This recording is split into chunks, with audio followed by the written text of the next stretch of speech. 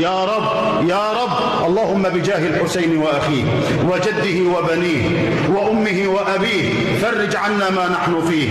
إلهي نجنا من كل ضيق بجاه المصطفى مولى الجميع، وهب لنا في مدينته قرارا ورزقا ثم دفنا بالبقيع.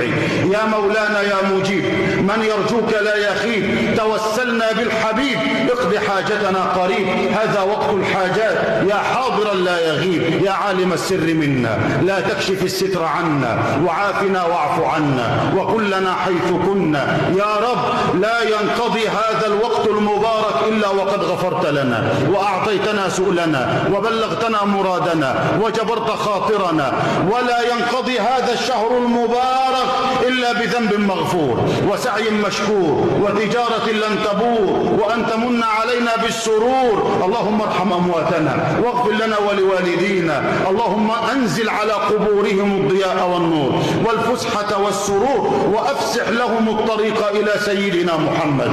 اللهم اهدنا سبل السلام وارزقنا حسن الختام، وأبلغ حبيبك منا السلام، وأبلغ آل بيته منا السلام، وحققنا بمعيتهم في اليقظة والمنام، واجمعنا قريبا في بلدك الحرام وفي روضة سيد الأنام، وارزقنا الحج هذا العام وكل عام يا ملك يا علام، بجاه المصطفى خير الأنام صلى الله وسلم عليه وآله